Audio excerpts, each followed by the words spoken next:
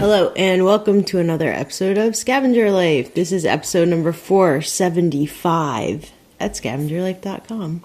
Last week, I put out the call for people to tell me how to get rich. Yeah. You know, we talked about we had sold a piece of artwork for, like $1,100, something, $1,200. Got delivered. Got delivered. We haven't heard anything. So far, so good. Yeah. I think we probably bought it for $100, maybe a little less. It was kind of $600 and a whole big lot of stuff. But so, you know, I was like, how do I keep doing that forever? I didn't get anything. One guy on YouTube cryptically said he sold electronics, where I think he said he bought for like $150. Like, it was just, I think he said 10 words to me when I asked him questions. I think he said he was buying stuff for $150 and selling for like $300, which is pretty good. Although I have so many questions. Like, when it comes to electronics, I'm assuming, so, you know, maybe he's buying like those Amazon return lots. And, you know, so number one, we've had not great experience with selling electronics that are used. Right. Because sometimes if they they're don't work. returned, they're, you know, and you can't always test them. And number two, when people get them, sometimes people don't know how to operate them, or... Yep. I know, it seems to attract the kind of scammy kind of people that try and hassle you on... Anyway, so I would question that business model, but I would love to know more. I was remembering when I used to interview people, record conversations with people, I talked to that guy that sold gold coins. Yes. It was kind of... I was trying to find it in the archive, and it's just like, I don't know, I can't find it. But it's in there somewhere. It's back when we would title posts without, like, obvious...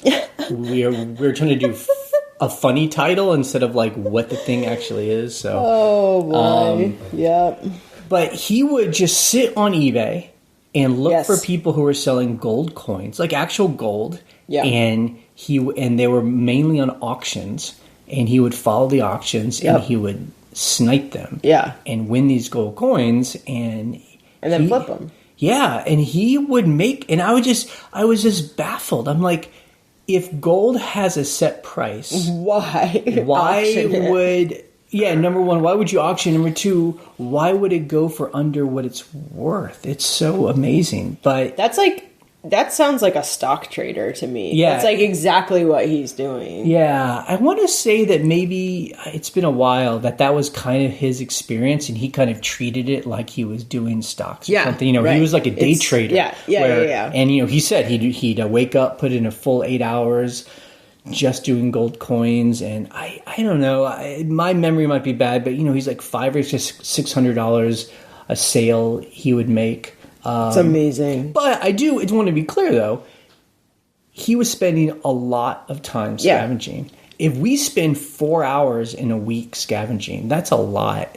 So we don't make as much per item, but we don't spend as much time scavenging. Right. He's making a lot more per item, but he's putting in a lot of time scavenging. You know, if you're scavenging 40 hours a week, that's a lot of time. Yep. That's cool, but you have to really enjoy that, sitting there, watching gold coins, you know. I don't know. If that guy... Sorry, I forgot it's your name.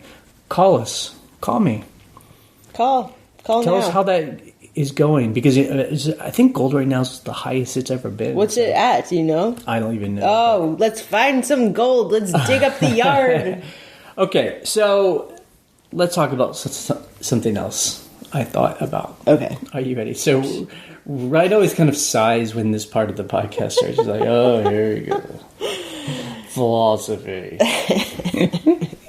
Hey, I will philosophize all day long. So we have some rentals, and we have a rental right now where actually we have some people staying in there full time because till the end of the year. Because of this coronavirus, we turned one of our rentals, this apartment downtown, into like a full-time stay. Yeah. And it's like these scientists who are working at our national park. It's like the best tenants you could ever have. We've had a lot of rain, and I got an email from one of them at 4 a.m. where she sent me photos of there was like a leak over her bed. Oh my God. I mean, 100-year-old building. So That's obviously what you I get. could not go back to sleep. Me and my buddy showed up there right, at 8 a.m. Yeah. to fix this thing. And You fixed it. Yep. You think? I think. I mean, we haven't heard anything. It hasn't rained that much. But, yeah, we found, it's a long story. But, anyone that knows about a roof, there's some little tiny holes in not great places. We fixed it. Why am I telling you this? That has nothing to do with eBay. What I'm saying it's about spotting problems. We have bought old properties. Yes. Where people have not fixed problems. Yes. And they become gigantic problems. Expensive problems. Like one of the buildings we're fixing right now, there were several leaks that the old owners probably allowed to be there for years. Yeah. And it ruined floor joists and the that floor, whole section. And I mean, it's just and it's like, did you not see it? Did you not see care it and ignore it? Yeah. Was it overwhelming? And I think that is true even for anything. Yeah.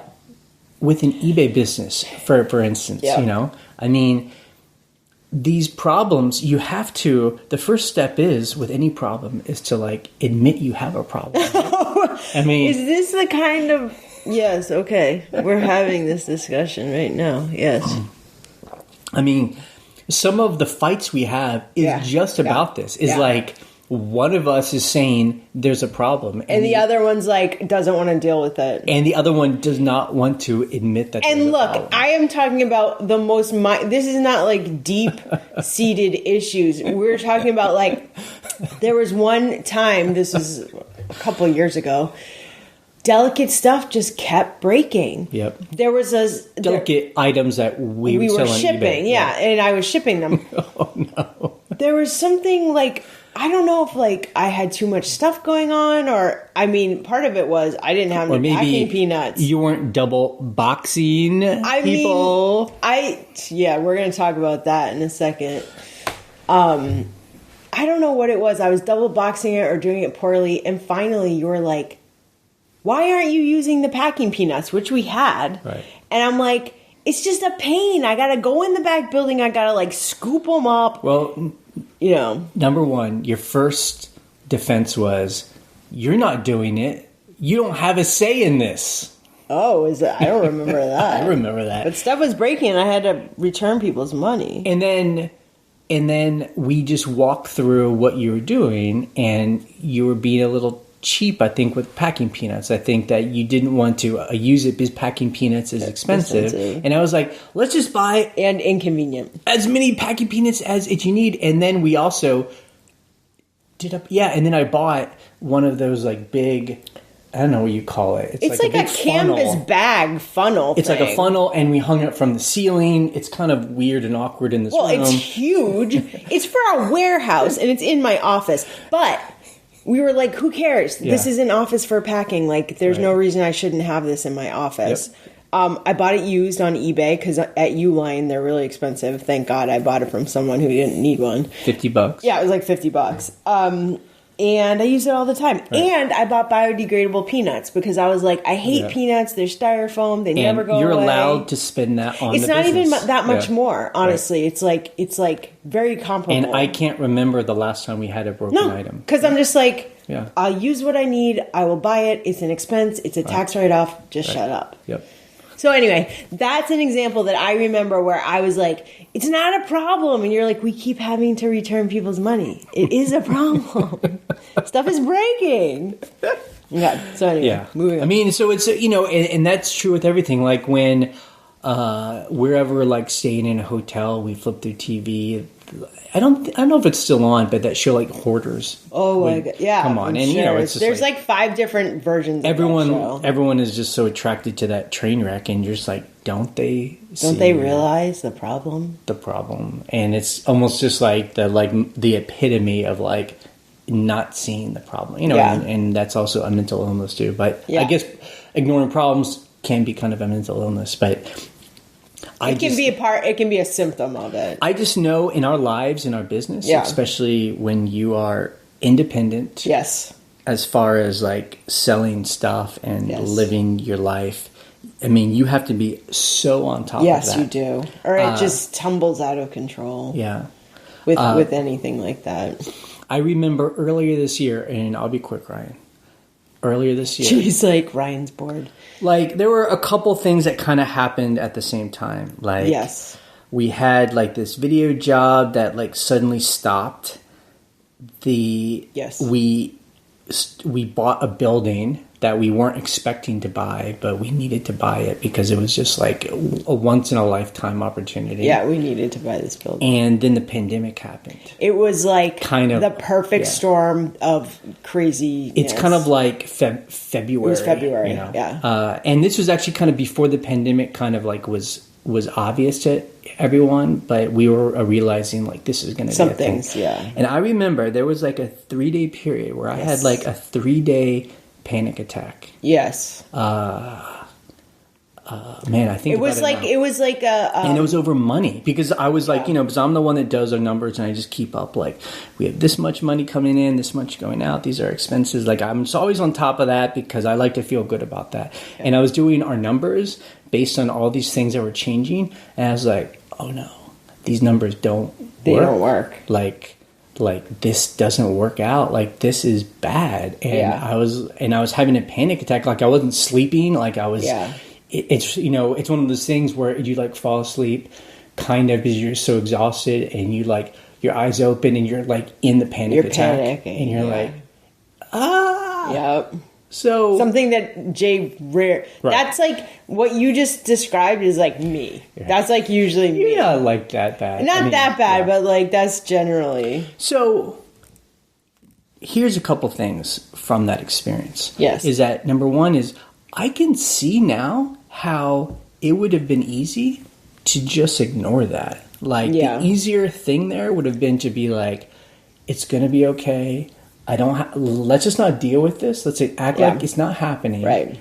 And maybe something good will happen and then I don't have to worry about this problem. Right. And I can see how like financial problems are like a slow motion disaster. Yeah. I mean, we know people that have like declared bankruptcy and they've lost their house. And you're always like, how does that happen? Yeah. I know how it happens. Yeah. You just don't want to deal with things. So what do we do? Yeah. I remember it was like 4 a.m. and I was like, I'm going to go crazy. Like I have to do something. I'm not sleeping. This. So I started to make a list of all the things. Okay, what can we do? Like what do we have control over? Right. And I made this list.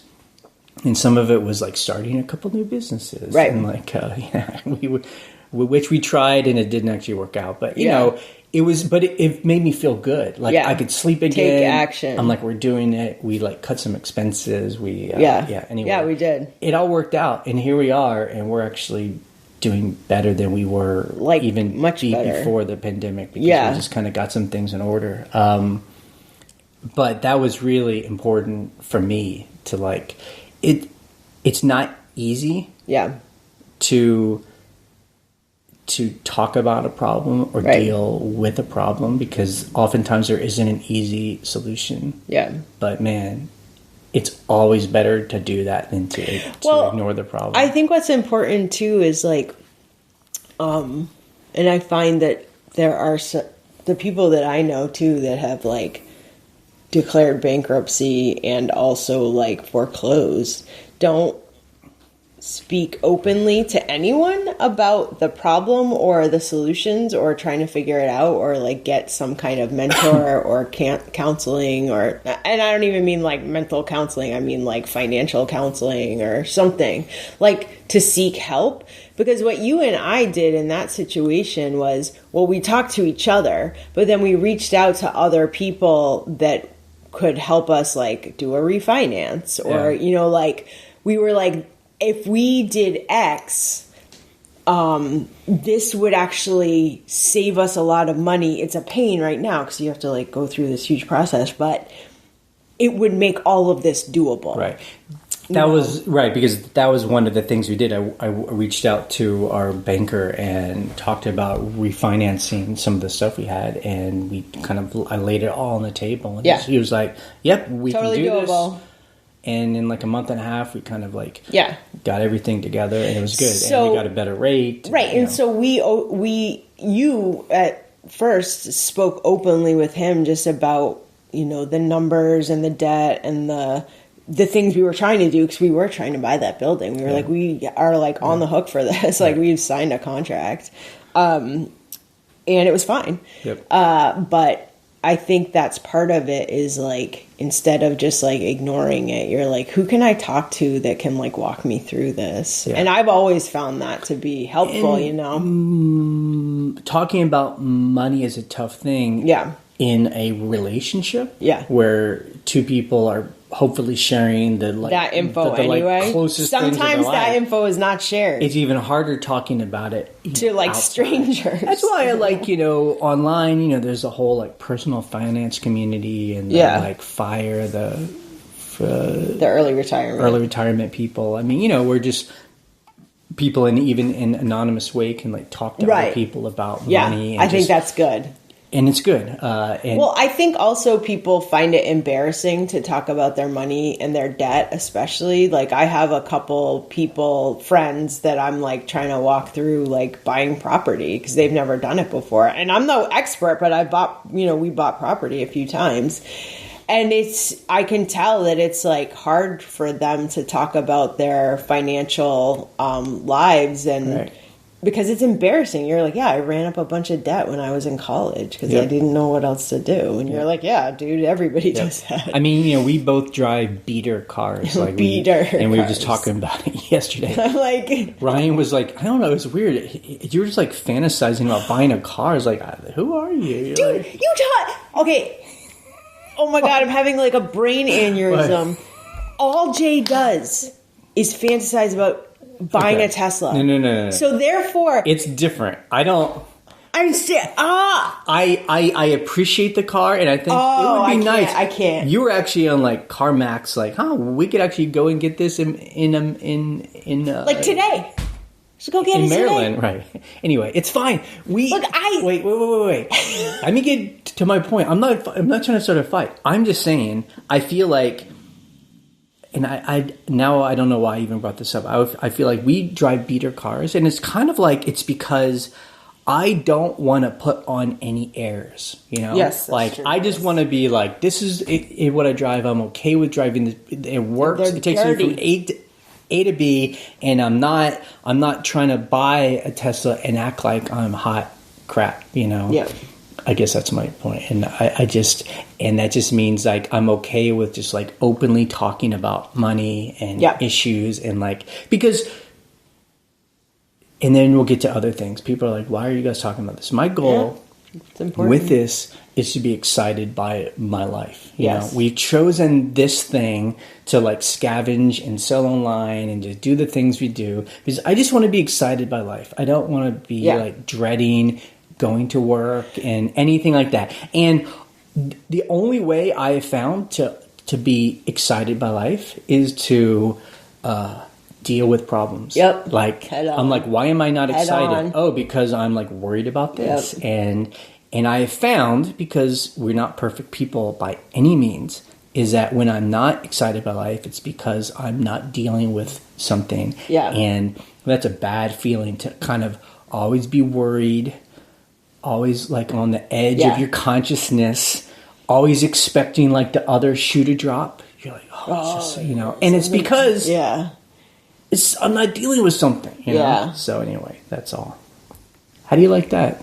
I do want to say... Thank you for this therapy session. I do want to say about the car thing, because I am adamant. Everybody knows that I'm like, look, my car has 300,000 miles on it. It starts up every day. Yep. It's an Acura Integra. It's made by Honda. 1996. It's going to last another 100,000 miles. We're going to drive it till it's an antique. Right. Like, it already is an antique. So I was like... Yeah, we're obsessed with Tesla, because I would love to have a fully electric car that has a very far range. Right. So I can drive to Washington, D.C. and back with not a problem. Right. Right. So we're like, eventually maybe someday, because they're very expensive. But I was like, I would love to get like a hybrid Prius to get better gas mileage, because my car at max gets like 35, which is still really good for a 96. My car is filthy, disgusting. Yeah. So Jay, and I've read about this before from other frugal nerds. They're like, here's what you do when you're like fantasizing about getting a brand new car or new to you used car. Go get your car detailed. It's $100 or whatever. Yeah. Get it washed and detailed. We don't even know how much. I don't even know. We've never. Because I've never done it. But I give you permission. Yeah. I give you a budget of $100. Yeah. Get it vacuumed, Yeah. waxed, whatever. Just like get it clean so you feel like, oh my God, I'm like in a totally new car. Yeah. That's much cheaper than buying like an $8,000 Prius, right, which like I don't have the money for. 2012, Yeah. Just because we do have the money. No, but that money is, as everyone knows, we are renovating buildings and we are building a coffee business, and that money really needs to go to equipment. Right. Invest in assets. And my car runs, it just passed inspection and it runs beautifully. Yeah. So anyway, that's, okay, get your car detailed if you're thinking about buying a new car. I need to take my own advice, so I need to go do that. I'll tell you about it next week. Okay, let's talk about eBay specifically. We are now officially in managed payments. Yeah. I think that we got the notice on Tuesday or something.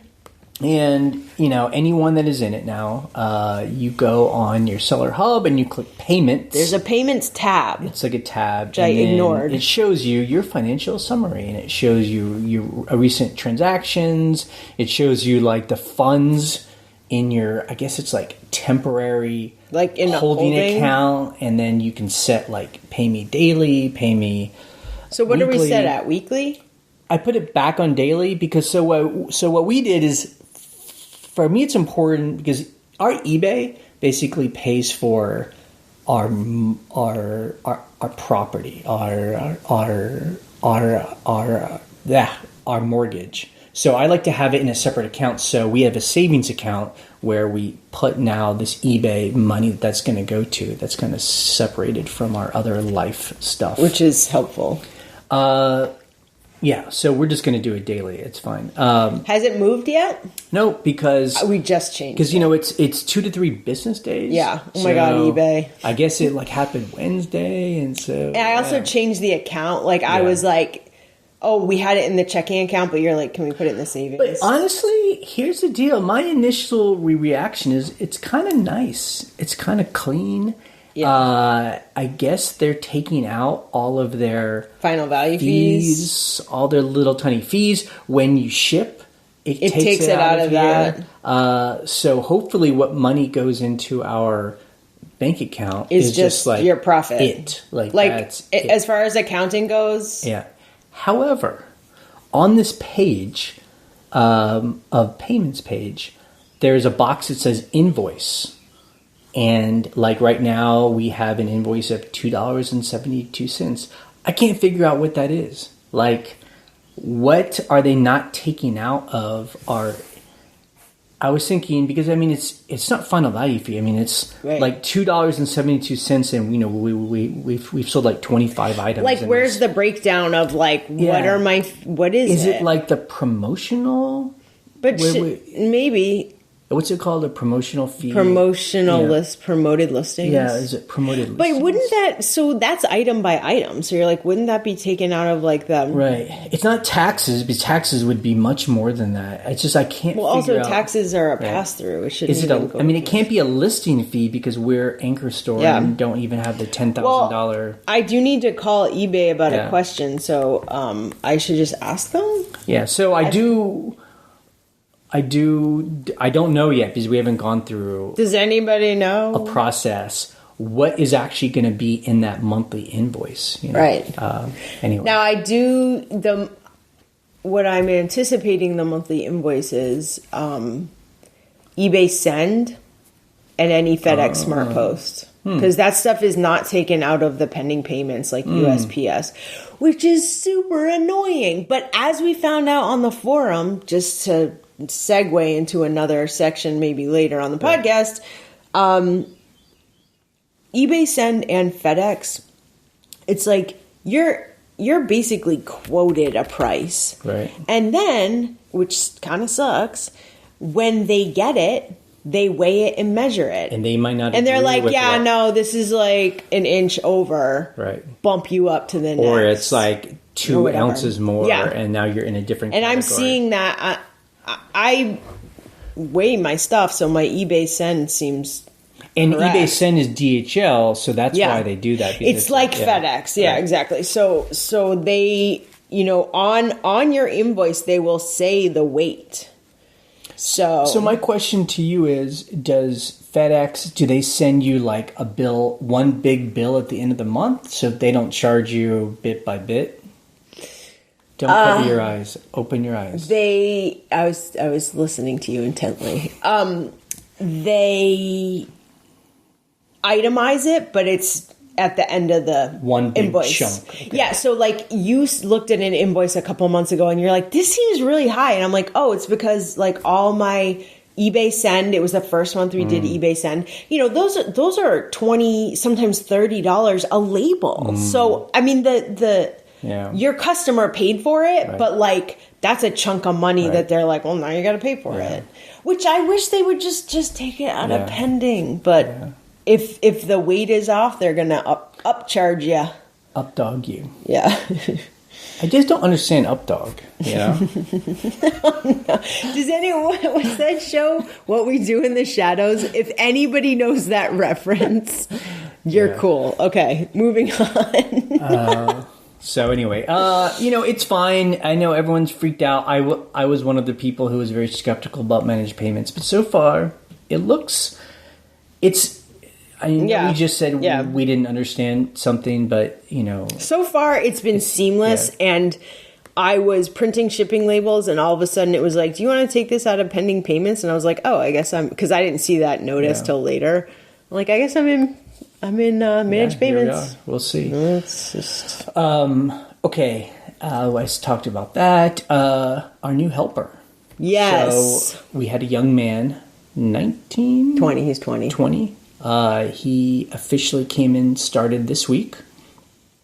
And how did he do, Ryan? He did great. I mean, there are little things here and there where I'm like, oh, I need to tell him that I need it like that. What's interesting is that he's never done eBay at all. His photos look great. Right. I know. I'm just setting the scene for people. Okay. He's never done eBay, right? Right. Okay. He's never sold anything online. No. Okay. So how did you go about explaining? And so he walks into a room. Picture in your mind. Yes. He walked into a room, and there is the whole room is filled with like vintage antiques, bowls, china, old hats. It's just like boxes. Okay. How do you explain what's going on? He already came over once a few weeks ago when we first were like, this is what the job is. Is that interesting to you? If so, let's schedule a time. Right. In a couple weeks or whatever, when you're not busy. And so he understood. He also has a friend who sells on eBay like full time. Right. So he gets it. So it's heard secondhand that it's a thing. It's a thing. Right. People sell stuff out of their house. So I'm assuming you pulled aside a number of things, 10 things or something. So I do want to start with this. He is not writing titles. So he actually doesn't need to know what any of this is. He doesn't need to know brands. He doesn't need to know what it's called. He simply needs to take photos and take measurements. Because did you purposely have pulled apart any of the more complicated stuff and just focused him on taking pictures? Yeah, for now. I will want... It is so helpful when someone can do a title. But both my other helpers before... didn't start with titles. They just didn't. Right. Because you're like, just let's get the process down. And so you handed him, here we have an old iPhone. Yeah. And you load up the eBay app. Yep. And you showed him, here's how to get the camera going. Yep. And I said, this is how you do drafts. You just walk through the whole page. This is how you do multiples. This is how we do our inventory system. And the whole time I'm just like, ask me questions. If it doesn't make sense... Right. I'm going to give you an inventory number for everything. Right. That's just how we find it. And I remember that first day he came like in the afternoon, and we said, let's not do more than 4 hours. Like, it's too much after 4 hours. And I remember we were eating dinner. And he was still It was like after 7 o'clock. I was like, you gotta go. I think you gave him 10 things or something. It was like 12 items. And it was like, and we can watch and see what he's doing on our eBay account. And we're like, he's staying after 4 hours and he's not done yet. And I was freaking out. I was like, I don't. And you like walked over there like, you can like, you do this a little faster. And then like I had to go over there and be like, you know what, let's just wrap this up. Like, today. I don't think he understand that I was like, I need to explain that better. I think he's a little confused with like, oh, there's like an unlimited amount of items, so I'll just go until I'm done with this like section of items. And I'm like, no. Do 4 hours and as many as you can. But in my mind, I'm like, you should be done with these in 4 hours. So we talked about this. So we expect him to do 10 items an hour. If it's just photos, 10 items. And that's, so he writes no title at all. No. But he does but he will measure stuff and put that in the description, right? Yeah. So and put an inventory location. Yeah, right. Now, his first day, I think he was going back and redoing things. I think he was unsure about photos and things like that because I'm like, it's been 2 hours and you've done 4 things. That's like mind blowing to me. Like, I don't understand. What are you doing? Right. Like, I was almost like, I can't. But then, so that was on Tuesday, and then he came on Thursday, and it was totally different. Like, he cranked through stuff. Right.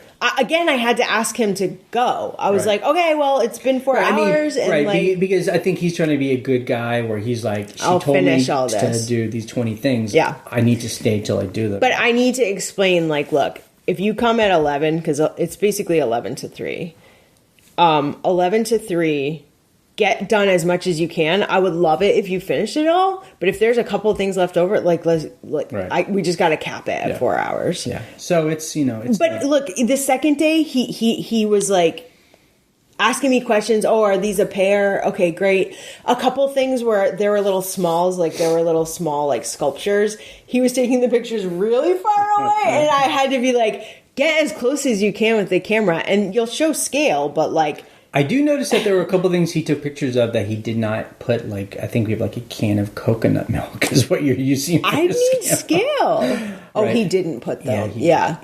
He did. Well, I also asked him to hold things, but I don't know if he feels weird about that because our other helpers were just like, if it's a little sculpture, you just hold it in your hand, take a picture. I don't know. He wasn't doing that. I could always tell who it was because of their hand. Because of like a tattoo on her hand. Well, one of our helpers has a tattoo on her hand and another helper has a very distinct ring. Right. So you're like, oh, that's when so-and-so was here.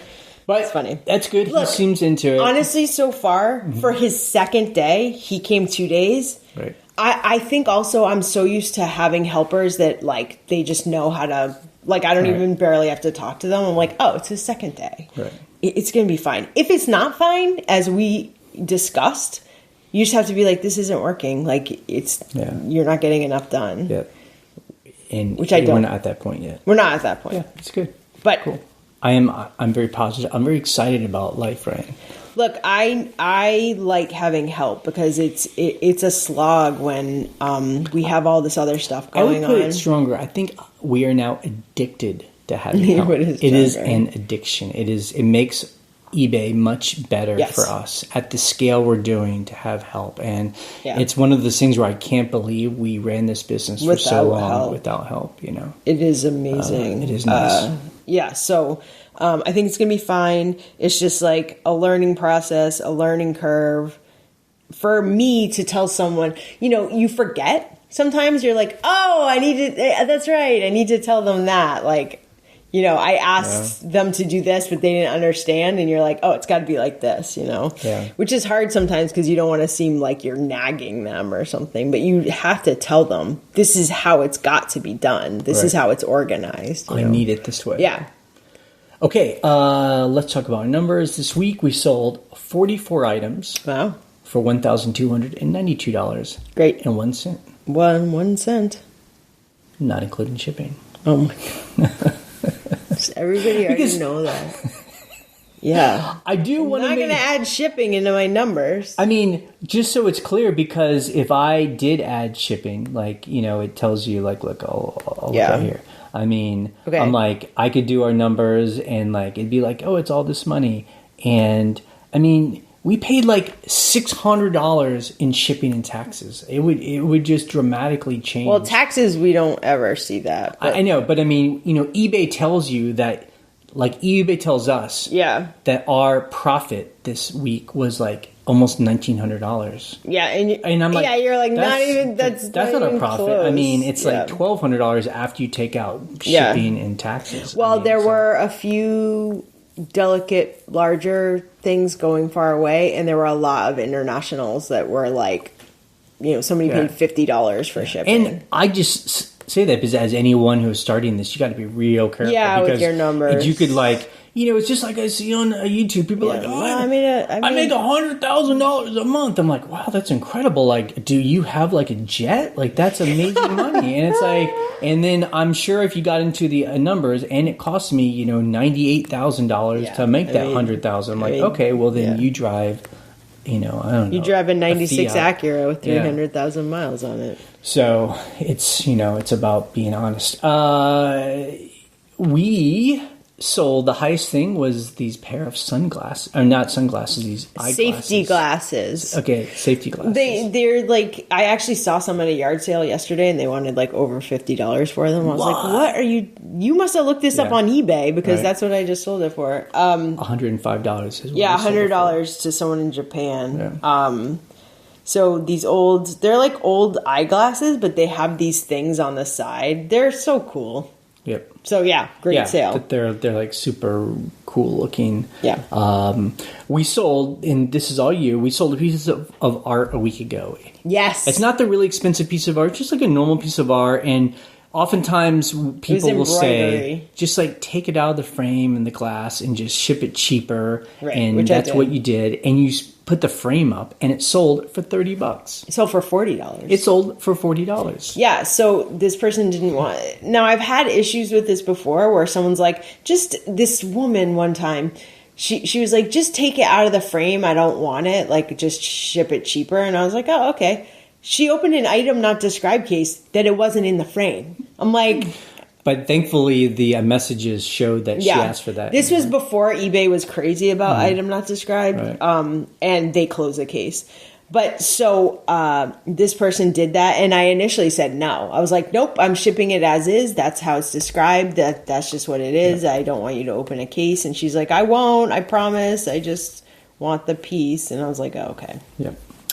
So then it was a really cool antique frame, and I was like, you know what? I'm just going to put this up at a reasonable price. Yep. And it sold. Yep. Scavenge of the week. We didn't really do much scavenging. We did stop by the first yard sale we've done all year. And it was clearly someone, now we find this a lot around here, and also I'm sure a lot of people can relate to this.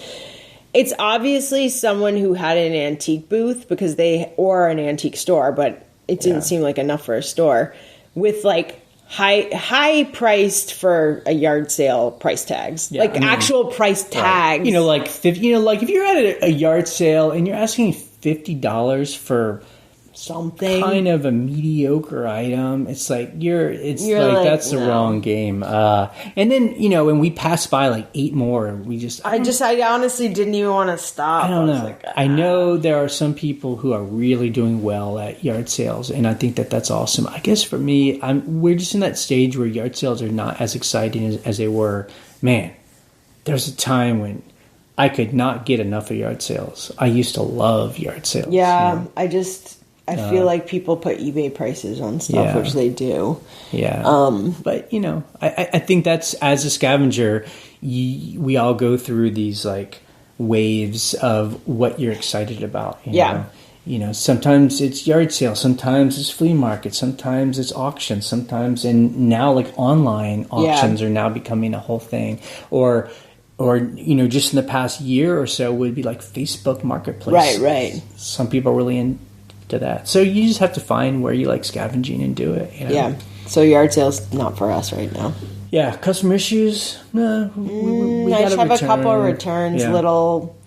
One was electronics, and they were like, it doesn't work. A little cheap electronics. So I have to test it again. I'm like, it was a remote control, for an old video camera. Like, it was kind of a cool video camera. But that's tough to do because we don't have the camera. No, it doesn't matter because you do the front-facing camera on your phone and you point it towards it, and if you see the RF signal or whatever, it should be fine. But I guess this is why electronics is hard, is because our thing may work, but then this person has like an old video camera. Maybe that doesn't work. And like if it doesn't work for him, then he says it's broke. So you just have to. You just have to take the return. Okay, things we learned in the forum. Carolyn from Massachusetts. Massachusetts, Ryan. Yep, my home state. My hometown. Did anyone else notice, this is what she says, that when using the eBay mobile app, you can now choose your business policies in the drop down for shipping and payment. I didn't realize that, but this is a game changer. Yeah, because it was really annoying that eBay, because look, eBay on the desktop it's almost like a different site on the mobile. You're like, there's so many things that you're like, this is like information I need to put in my listing, but I can only do it on the computer. And we talked about this when we went to like some eBay event so long ago. A long time ago. We actually met the people who made the eBay app. And it's like a whole different team. It's just like a whole private company. It's crazy. And so they're kind of doing it in parallel. Yeah, so but yikes. Isn't that good? I mean, like, that's good. Yeah, that's really helpful. People can do the business policies.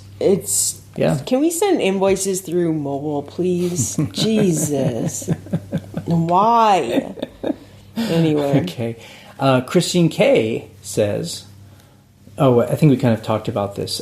She talked about first-class international shipping. And send. And eBay International shipping. Getting overcharged. Right, that she's like, I thought that, eBay charged me $22 for an item that was quoted as $13 when I purchased the label.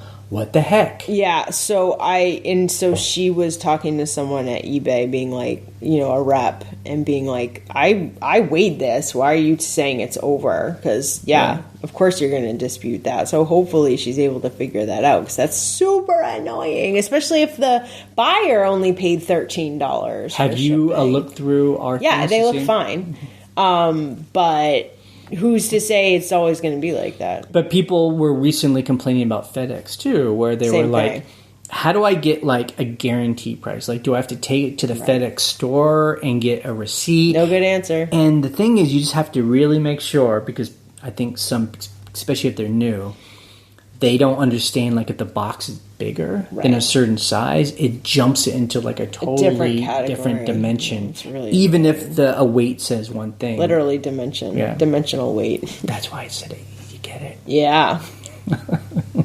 The other thing we learned, and it wasn't necessarily through the forum, but it was through a lot of comments and emails, so many people don't double box delicate items. Right. So many. Okay. I'm like, what? I don't know. That's just how I do it. I mean, it makes sense to my brain. If it works for you. Like, look, do whatever you can do to get delicate stuff not to break.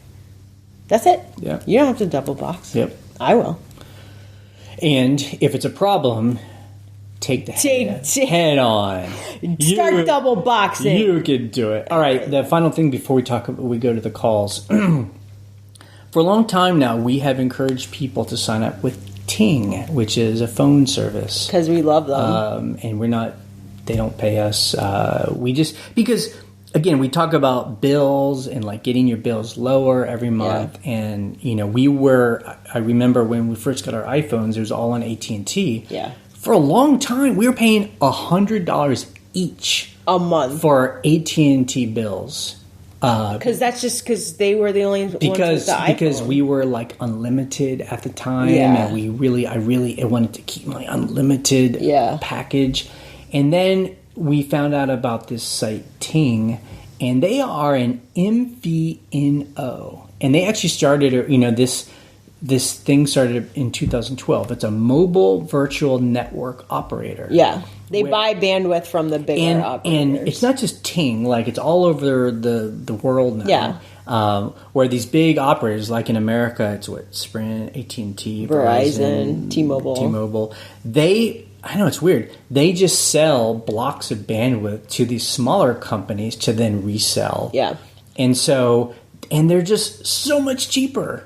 So we went from $100 each per phone to we share one bill. And I mean, even on the craziest months, it's $50. It's $50 for both of us combined. Yeah. When we're just hitting the network. Just streaming videos calling, if you need to. Yeah. So anyway, I bring this up because Ting's great because they've got a great reputation with customer service. Oh my God. I had to text them I had to chat them this week because you upgraded your phone and it took 5 seconds and they fixed it. iPhone 7. iPhone 7, yeah. Okay. They got bought by Dish Network. Which a lot of people are unhappy with. They are one of those companies, Dish Network. It's just just horrible. A huge conglomerate. And just bad customer service. Cable company. And so if you went on a Reddit, Ting even has a Reddit forum, Reddit for them. And everyone's forget it. I'm changing. Forget it. I'm going to Mint or whatever. Yeah, and so Ting's...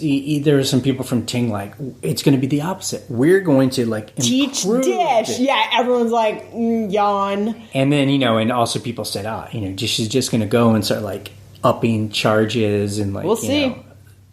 So we're just letting people know, anyone that switched to Ting because we had said that, just letting you know. I don't know if it's going to be good or bad. The good news is that there are a lot of these MVNOs now. Yes. Depending on what network you like in our area, Sprint is really... Which is surprising because everyone thinks Sprint's really horrible, but we have a big Sprint tower in our county. It's good. Yeah. If you go, just Google MVNO, yeah. There's a Wikipedia article that has all of them. Oh, in the U.S. Just so if you're an AT&T, find the ones or whatever. If you've heard of Republic Wireless or Mint or Cricket or whatever, those are, those smaller companies, that's what they are. Yeah. So we had nothing to do with this merger, just so you know. We just So someone got a big payout, obviously. Which is sad. Yeah.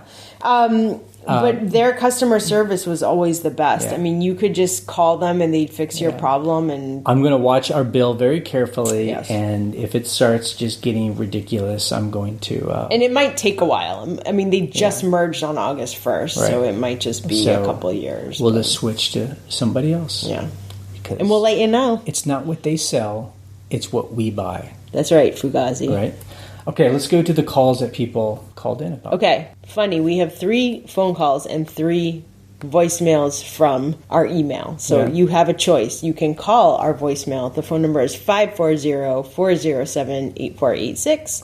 Or you can email us an audio file from your phone. Our email is thescavengerlife@gmail.com. Hi, Jay and Ryan. I am a long-time listener. I've probably heard 75% or so of your podcasts. I've been reselling for almost 15 years. I live in West Virginia. I actually have some very close family friends who live in your town. Actually, I've been in that area many, many times through the years. Just coincidence that I am familiar with that area. 2 weeks ago, you were talking about death piles, and someone calls them life piles, and how you were mentioning someone who had just gotten overwhelmed and discovered that they were just never going to be able to sell everything. And I can relate to that. I'll just share a little bit of my story. I've been reselling. I've done the FBA thing. I don't really do it anymore. I've been on eBay this entire time. I used to have an antique booth. Actually, I had 3 antique booths. So I used to buy a lot of large items. I used to buy a lot of estates. I used to buy a lot of furniture, antique furniture and things, because I had the antique booths. But I also used to manage storage units, and people would abandon them, and we would end up with a large, massive amount of merchandise. And 3 years ago, when I got out of the antique booth business, I actually acquired an old country church, and I moved my eBay business into that church. And in order to do that, I began to get my inventory out of the storage units, and I did not realize how much I had accumulated through the years. I had 13 storage units. Now, they weren't all full, but I had merchandise in 13 storage units. When I got it all to this old church, I realized I could list for 20 years by myself and never list everything.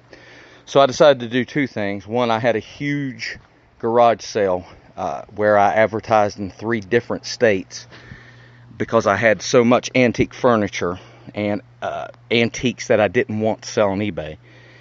And I made several $1,000s on that in one weekend.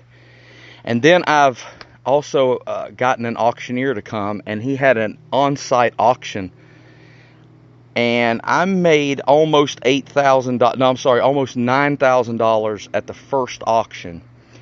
And we have another auction that he's going to be here tomorrow to take the pictures of. And because of COVID, we had to postpone it. But we're going to have another one, and I don't know that I'll make as much on the second one. But I kept back enough stuff for the next probably year to list on eBay. Top quality items and things that interest me. And everything else I sent to this auction. So I can relate to people accumulating too much, buying, and not selling near enough. And I just thought I would share that with you all and the listeners. I appreciate everything you do. I listen every week while I'm mowing the grass. And keep up the good work. We're here with you. Bye-bye. So welcome to our neighbor here. Yes, a lot of people. God's country. A lot of people who aren't from here get West Virginia and Virginia confused, right, which is very bizarre to me. I'm like, they're 2 different states. But yeah, he sounds like. I mean, I hear this guy because that is just like, yes, so many guys in our town. Yes, they have big pieces of property, and you aren't nobody. Yep. If you don't have a gigantic building full of stuff. And that is kind of the life cycle here. That these guys, because it's mainly men, who have these gigantic buildings, oftentimes they're old chicken houses. And these are like... Here they are. Huge. Yeah. Like football field size, it seems like. Huge. And if you have a chicken house, I mean, sometimes you have 3 chicken houses next to each other. And people like talk like, I heard he's got cars in there. Oh, man. And I heard he got these things. And I even know one of these guys. And I'm just like, you've been in his building. Yeah, like, what are you doing with this? And nothing. It's just like, it's almost like a hoarding where it's like, it's valuable. And if I need it, it's there. And then what happens is they die. Yeah. And then there's a big, gigantic auction where, and 75% of it's trash because it wasn't kept in good shape, and then it all just goes away, and it's very strange. So I am very glad to hear this call because you, as a not person who's like giving your estate to your kids right now, you're taking care of it. He's talking exactly about what we talked about. Like, he saw that as a problem. Yeah, he's like, oh, but he's making a bunch of money. He could buy a Prius with that money. I mean, there's actually a building in our town that I would like to buy, and the guy has walked me through it. Man. He wants to sell the building, but he has all of his stuff that he's been collecting in this building, and I'm like, so are you going to sell this stuff? He's like, but this is worth like so much money. I bet it's not worth what he thinks. You're like, it is. This thing is dissolving into the ground. Like, I think he kind of knows that. So he doesn't want to try and sell it because he thinks everyone's going to rip him off when really people are just offering him what it's really worth. And so it's crazy. Yeah. So good for you. Yeah. For realizing, like if you have antique furniture, that is long tail. Yeah. It is big. Don't be precious about stuff. Just move it out. Sell it. Sell the things on eBay that are interesting to you and can get a good price. You don't need to hold on to all that stuff. So good for you. Hello, my name is Sarah, and I'm a reseller living in Portland, Oregon. I've been listening to your podcast for quite a while, and I really appreciate it. So on last week's episode, I heard a caller mentioning sourcing her Bibles in her Buy Nothing group, and your response was that doing so was not problematic. So I'm an Buy Nothing project admin with my local group and have been for the past few years. I'm really familiar with the project and have received admin training. So Buy Nothing groups are really different from FreeCycle or Craigslist. They have a really unique and special culture, and these groups are all about giving and receiving from our own communities. Abundance and trust is really valued.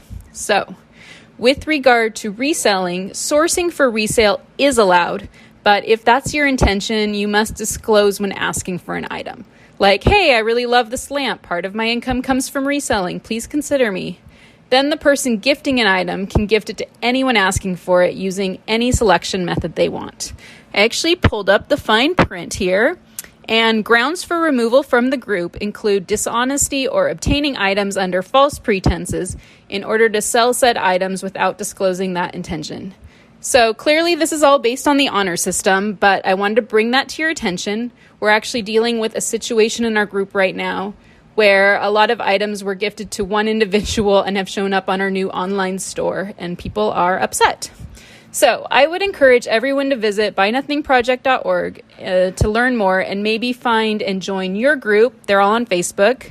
It's a really great community, and I love getting to know my neighbors through a lens of giving and sharing and gratitude. They just shouldn't be your go-to spot for sourcing unless you disclose. So y'all join a group, don't be shady, and don't confuse it with Craigslist or FreeCycle. Okay, thanks. Bye.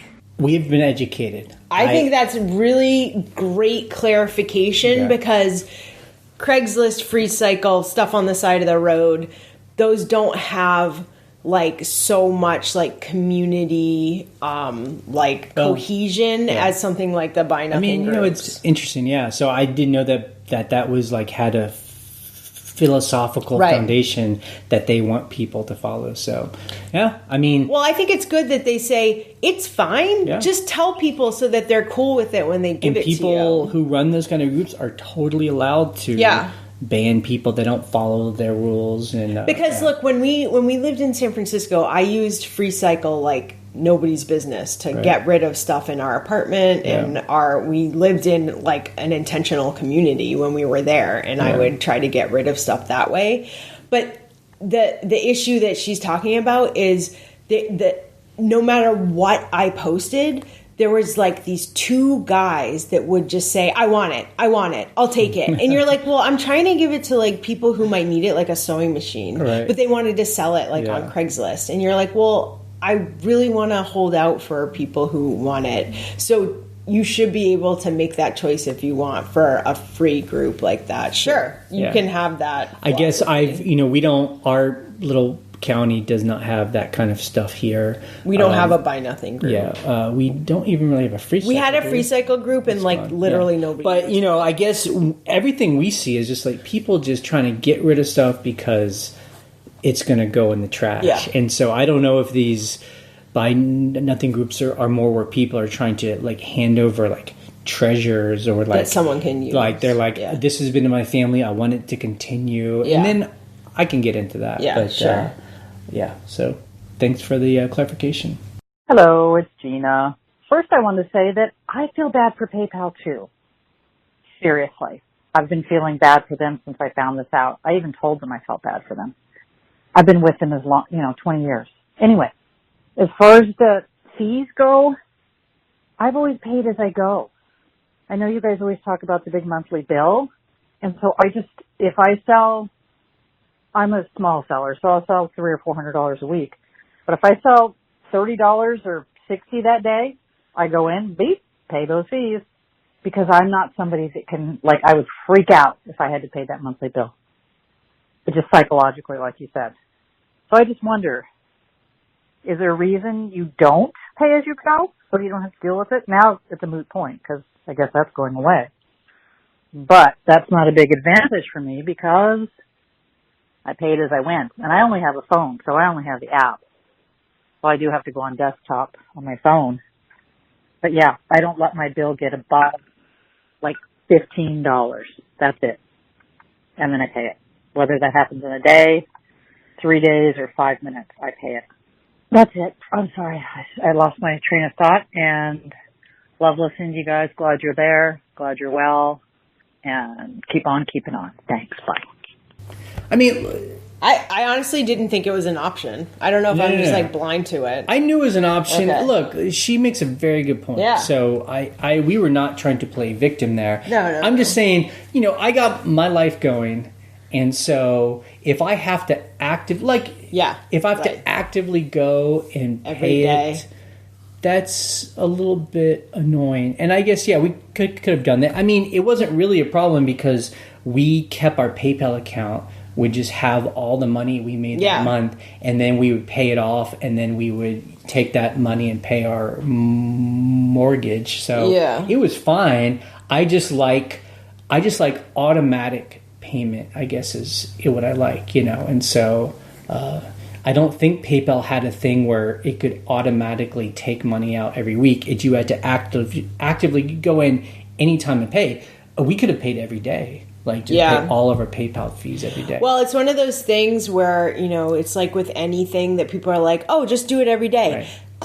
Like there's some people who are like, oh, well, I'll empty my PayPal account every day so that all my shipping goes on my credit card and I get all the points. Right. I tried doing that and I was like, I don't have time. Like, I don't have mental energy. Right. I need it to just happen. But she makes a very good point. Yes. For her, the monthly bill would have sucked. Yeah, I wouldn't use that word. It's not a professional word. But it would not have been good. And so she was, being very proactive and saying, like, I can handle this, and that's great. Yeah. So, Well, that's smart. That's smart to do. Good. Hey, Jay and Ryan. This is Paul with Real Cool Surplus. Hey, was listening to your podcast where you was talking about the PayPal card. I still use my PayPal card. I've been on managed payments since the test stage, and I really like it. It's pretty seamless and easy. But I still use my PayPal card for anything that I use for my business. I just use PayPal now as a pass-through. I keep it empty, and it's connected to one of my bank accounts. So whenever I use my PayPal card, it still generates the points on the PayPal card, but it goes right through PayPal to my bank account to get the money or deposit money. So mainly I just use it for like my eBay bill at the end of the month. I pay it with that. Any supplies or anything that I buy on eBay, I just use my PayPal card as usual. And it goes through the PayPal into my bank account to get the money. And then you still get your points and stuff. And then I check my PayPal every now and then because you'll get your reward money from PayPal and it'll go into your PayPal account. So I go in and change that and transfer it back into my bank account so it keeps my PayPal account empty.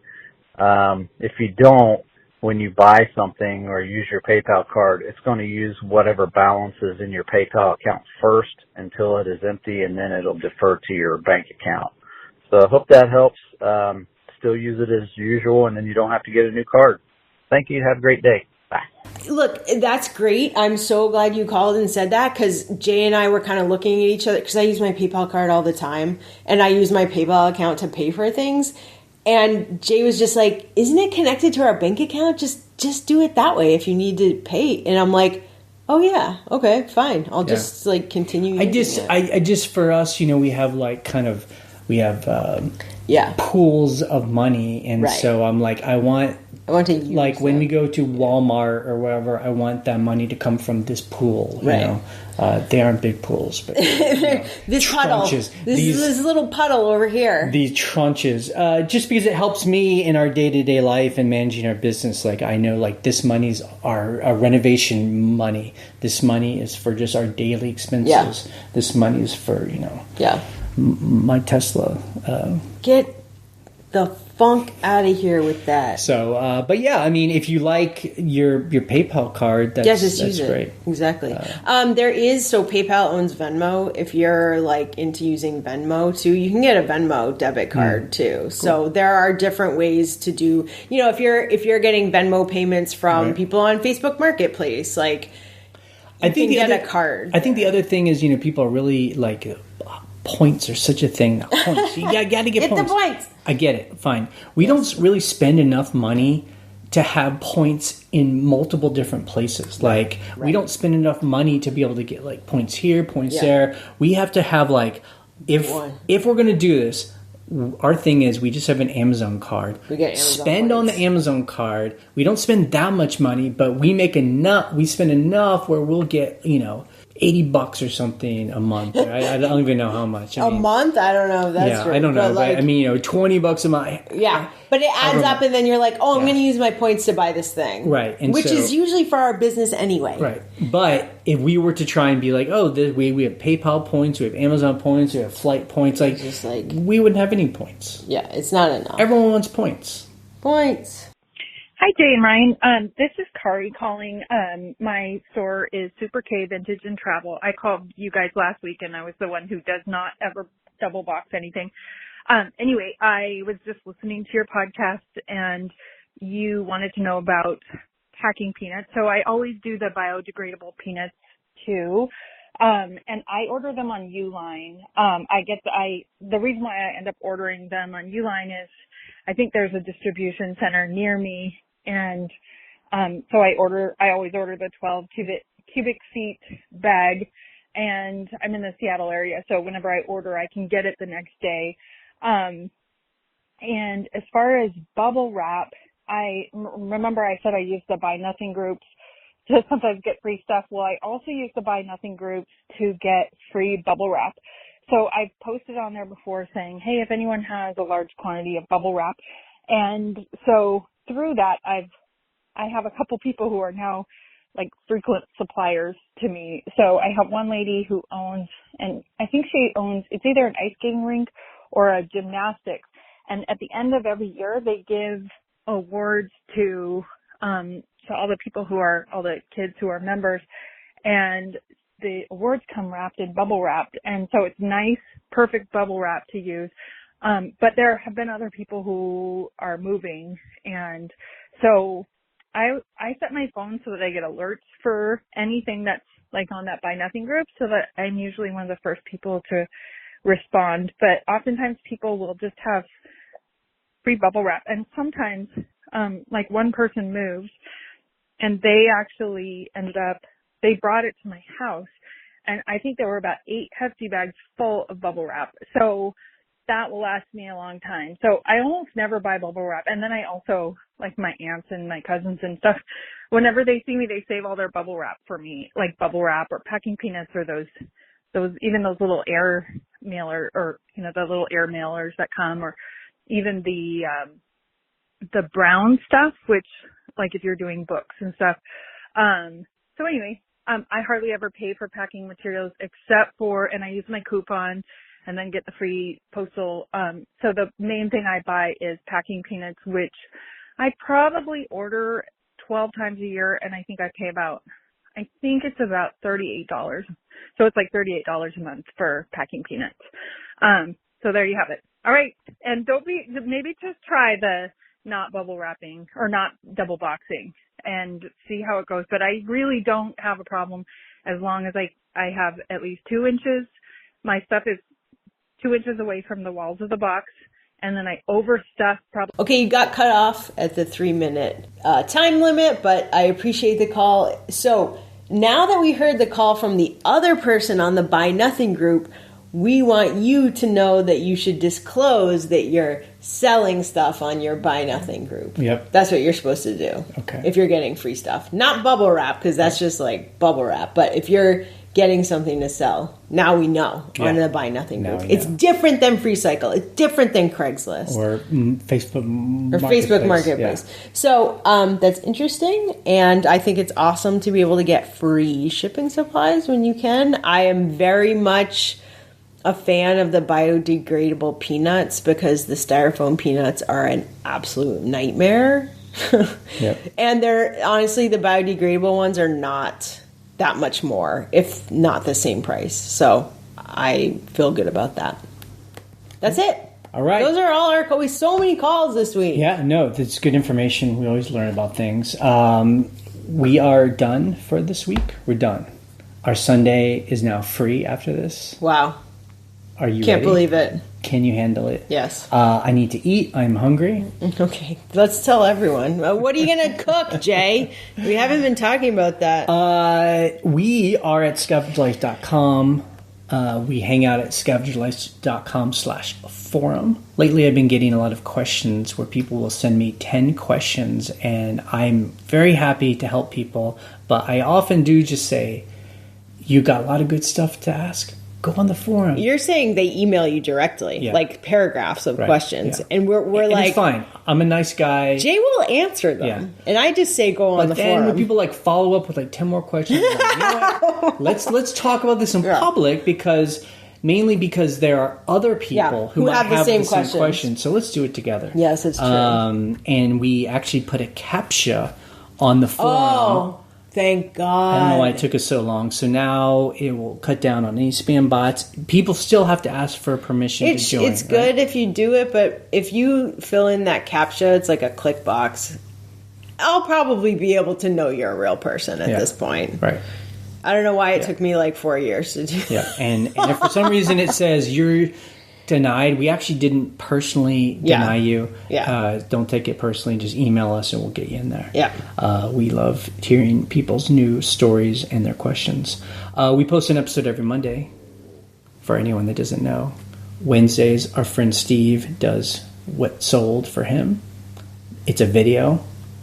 It's visual. You should watch it and be educated. Yep. As we all are. We like to watch call his it videos. eBay University. For $0. I don't think we can actually call it that. Like, eBay is about to do a cease and desist on this podcast. Okay, this podcast is ending in 3, 2, 1, bye.